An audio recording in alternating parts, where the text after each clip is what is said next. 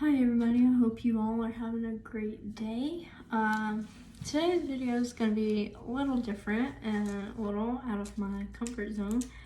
I'm not going to be finishing 1 Corinthians chapter 12 because lately God's been putting what I'm going to be talking about today. God's been putting this on my heart for the past few days, and I just really want to get off my chest and get it out there to whoever needs it. And the first thing I want to talk about is how God created marriage. And so we are going to be reading Matthew 19 verses 4 through 6, and it says, "He answered, 'Have you not read that he who created them from the beginning made them male and female, and said, Therefore a man shall leave his father and his mother and hold fast to his wife, and the two shall become one flesh, so they are no longer two, but one flesh.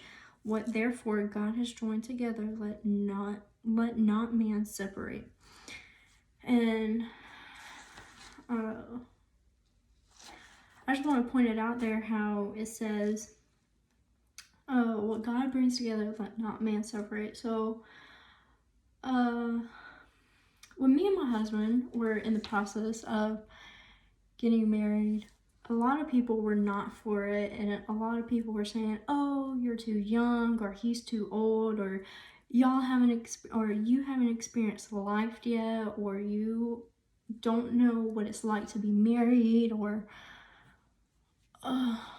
all these other crazy things. I'm sorry if you see my head jerks, just ignore them. But a lot of people were saying, "Oh, y'all are probably not gonna last," and just crazy things like that. "Oh, you're too young," and stuff like that. And God really put it on our hearts to get married. And before me and my husband got married, we only dated for about 6 months, and God really put it on our hearts that, hey, y'all are meant to be together, and so y'all should get married. And that's what we did. And a lot of people did not support that decision, and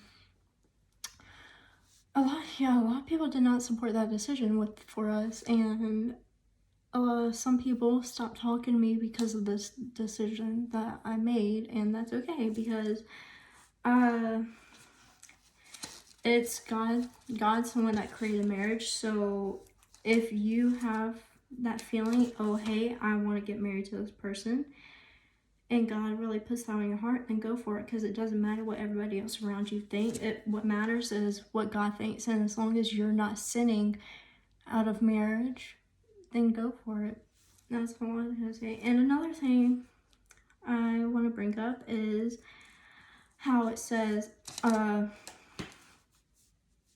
"Therefore a man shall leave his father and his mother and hold fast to his wife." And I know a lot of people are not going to agree with me for saying this, but I want y'all to notice how it says, "A man and a woman come together." Not a man and a man, or a woman and a woman, or things like that. Like, a lot of nowadays, the world is surrounded by everybody supporting gays and lesbians and bisexual and pansexual and all those other things, when in reality it should not be like that. God says that it should be a man and a woman, and that doesn't go for transgender people either. If you are born with a man part, then you are a man. Having surgeries and pills to take to make you change is not going to change what God created you to be. And same for a woman. If you are born with a feminine part, then you are a woman. Having surgery and all of these pills to take to help you change is not going to change what God created you to be. What you were born with is what you are. You having these surgeries does not change anything. And a lot of people's eyes these days do support that and do say, "Oh, if they have surgery and they If they choose to change their gender, then that's what they are. But in reality, no, that's not what you are. And I know a lot of people are gonna, whoever sees this video, I know that some people are not gonna agree with me, and that's okay, because I'm just speaking the truth, and God has called me to tell people, hey, what you're doing is wrong. And I'm not sitting here, I'm not judging you for whatever, I'm not judging you for your sin, because literally everybody sins. Every single person in this whole entire world sins. You can be a Christian, read your Bible every single day, pray every single second of the day, and do a lot of fasting and all this, and you can have a great relationship with God. But that doesn't mean anything. You are still human. You're still human. It's in our nature to sin. So if you are gay, if you are lesbian or pansexual or bi or transgender or whatever it is, I'm not judging you for it. I want you to know that you are loved, and that you are loved, but I do not support that decision. And if you've ever come across a Christian that said, oh, God doesn't love you because you are this thing, or because you do like this certain person, and if some Christians ever come to you and said, oh, you're going to hell because of this sin, or oh, what other things do people say? I don't know, just really hateful things that Christians do say sometimes, like, hey, you're going to hell, or hey, God doesn't love you and God doesn't want anything to do with you. Those things are not true. They are not. There are so many people in the Bible that murdered people, or that did sexual things, or that did awful, just these awful things, or that did turn their back on Jesus, but they still were a apostle or a disciple of God, and God still loved them, even though they did kill a bunch of people, or even though they did turn their back on God. God still said, hey, I want you to come run to me. Let me love you. Yes, you're imperfect, but that is okay. I still want to love you in all your imperfections. And so I really want to point it out there that God did not create marriage for gays and lesbians and all that. He created marriage for a man and a female. And the devil has put a lot of blindfolds on people in this world today. And I want you to know that it is time to take that blindfold off and see what is going on around us, because we are getting closer and closer to the end of times, and Jesus is going to come back any day now. We don't know when it's going to be, and it can be 20 years from now, it could be 5 minutes from now, it could be 1,000 years from now. We don't know, but we need to start getting prepared for Jesus to come back, and going through society and supporting all these people doing all these sinful things is not good. And if you are a Christian and you are watching this video, I need you guys to step up out of your comfort zone and use the voice that God gave you to use to help people, bring them closer to God. And because I'm getting out of my comfort zone, I did not want to post this video today, but God says, here, you need to do this. And you know what? That's what I'm doing, because God, as Christians, God calls us to get out of our comfort zones. And I don't want to go to heaven and see half of the world be going to hell. Like, no, I am doing this because I love every single one of you guys, no matter how imperfect you are. I love you guys because I'm just as awful as everybody else. I'm a person too, and I sin every single day. And you know what? God still loves me. So if you are running from God, saying, God, I'm an awful person, I don't want to come back because I'm sinning too much, don't do that. Don't run from God. He is waiting for you with open arms, waiting to love you and support you and be there for you. And if you are somebody that is struggling really hard with sinning, I need you to go to God. and pray. And saying a prayer to God is not some crazy thing that you have to do. It's literally a conversation with the Father, the person who created you, the person who sent his son to die for you, the person that did die for you because he loves you that much. And give me a second. Yeah. And it says, I'm going to read about what it's going to be like in the end times when Jesus is going to come back. And we're going to read Matthew 24, verses 5 through 8. And it says, "For many will come in my name, saying, I am the Christ, and they will lead many astray. And you will hear of wars and rumors of wars. See that you are not alarmed. For this must take place.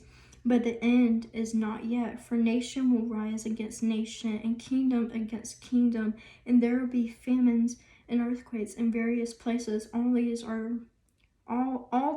are but the beginning of the birth pains." You know, we have come against nation, and we have heard about wars, and we have done. There hasn't any been wars recently, but there was a time not too long ago, I think, where people were talking about how there's going to be a war against Russia or something like that. And what does it say? And we have heard about the earthquakes, and we have heard about, nation against nation. We've heard about all these things. That means, what I just read means that we are getting closer and closer and closer to Jesus coming back. And I'm going to keep reading. It says 10 through 14 says, "And then many will fall away and betray one another and hate one another, and many false prophets will arise and lead many astray, and because lawlessness will be increased, the love of many will grow cold, but the one who endures to the end will be saved. And this gospel of the kingdom will be proclaimed throughout the whole world as a testimony to all nations, and then the end will come."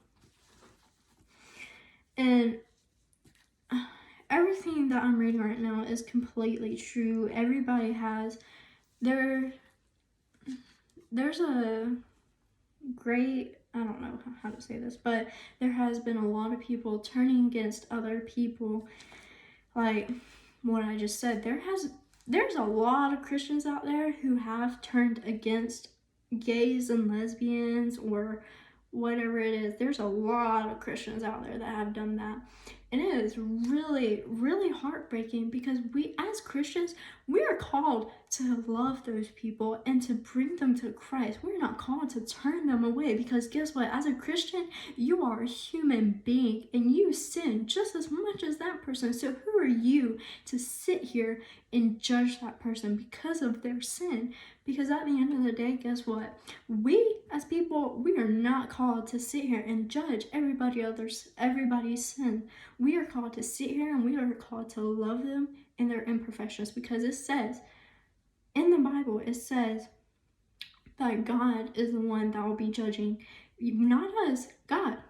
So if you are somebody who is judging somebody else for their sin and what they're doing wrong, you are in the wrong just as much as they are, because God says a lot of times in the Bible, it literally says, you are not the one that is called to judge them, I am. So how you judge them is how I'm going to judge you. And if you need proof on that, I will find proof on that, because it says that. It says that in the Bible. And okay, there's a lot more to go. So 23 through 28,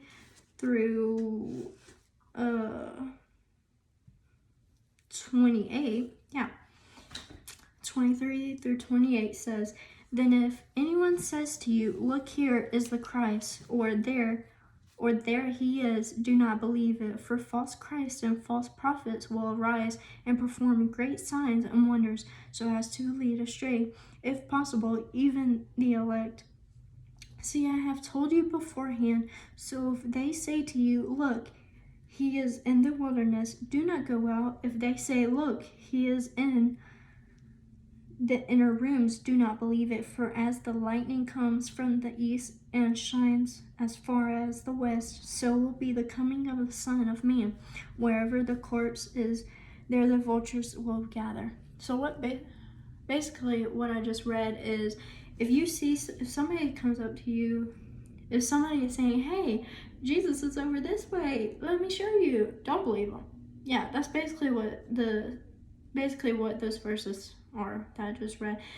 Don't believe what anybody else says, because when Jesus comes back, everybody in the whole entire world will see when he comes back, because it says, actually, I'm going to read you what it says. It says 29 through 31. Immediately after the tribulation of those days, the sun will be darkened, and the moon will not give its light, and the stars will fall from heaven, and the powers of the heaven will be shaken. Then will appear in heaven the signs of the Son of Man, and then all the tribes of the earth will mourn, and they will see the Son of Man coming on the clouds of heaven with power and great glory, and he will send out his angels with a loud trumpet call, and they will gather his elect from the four winds, from one end of heaven to the other. Okay, so it literally just described, those verses that I just read just describe what it's going to be like, what it's going to look like whenever Jesus comes back. He's going to come back on the clouds. He's going to come back with the trumpets. And it's going to be as far as the east is from the west, which is literally forever. So, when Jesus comes back, every single person in the world will see. But 33 through 35 says, so also, when you see all these things, you know that he is near, at the very gates. Truly, I say to you, this generation will not pass away until all these things take place. Heaven and earth will pass away, but my words will not pass away. So it's basically saying when Jesus comes back, heaven and earth are going to be gone, and everybody on this earth will be gone. The Christians, what am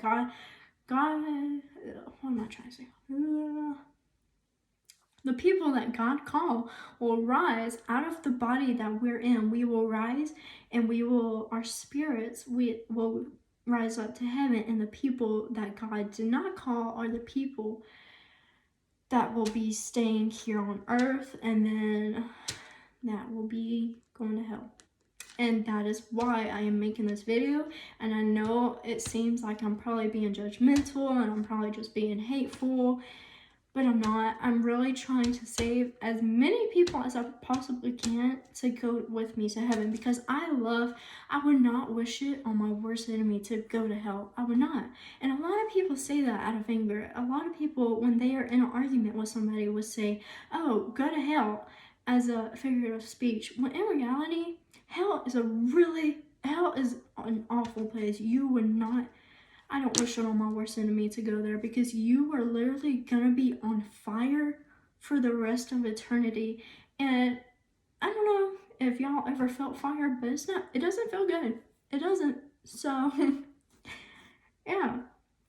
Okay, 36 through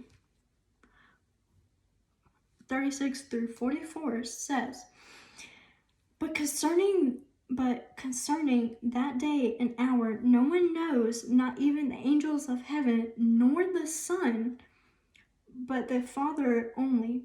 For as were the days of Noah, so will be the coming of the Son of Man. For as in those days before the flood, they were eating and drinking, marrying and giving in marriage, until the day when Noah entered the ark, and they were unaware until the flood came and swept them all away. So will be the coming of the Son of Man. Okay.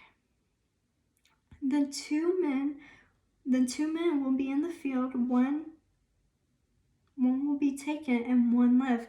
2 women will be grinding at the mill, one will be taken and one left.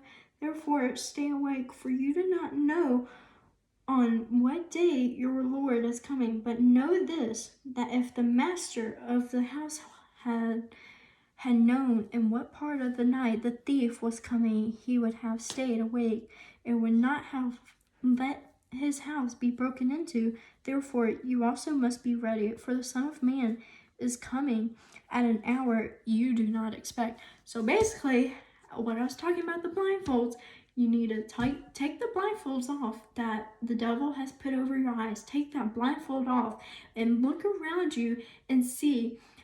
You need to be prepared for when Jesus is coming, because it says, I literally just read it, it says that Jesus doesn't even know when he's going to be coming. God knows. So when it's ready for Jesus to come back, God's going to be like, okay, it's time for you to go get my people. So go get them. And that's when he's going to come. Not even the angels know. Only God knows. So it's kind of scary to think about. He could literally be here. He's going to be here so soon. And we don't even know when. We don't know when he's coming. So I need you to be prepared and take that blindfold off that the devil has put over your eyes. And what I mean by that is, stop making it seem like it is okay to do all these awful things. Like, stop making it seem like it is okay to support gays and lesbians and to support people doing sins, you know? Stop, because it's not. It is not okay, and it says that very specifically. And it says, let me find it.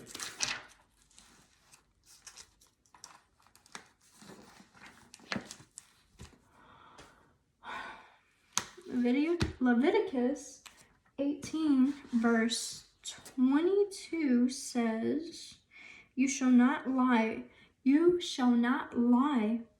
with a man as with a woman. It is an abomination. So what it's saying is, a man should not be having sex with another man, a woman should not be having sex with another woman. Plain and simple. And then Genesis 1 verse 27 says, so God created man is in his own image. In the image of God, he created him, male and female. He created them.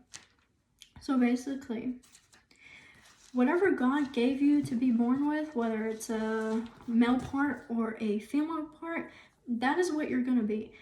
You having a bunch of surgeries is not going to change anything about the way God created you. If you were born to have a male part, then that's what you're going to be. If you were born to have a female part, then that's what you're going to be.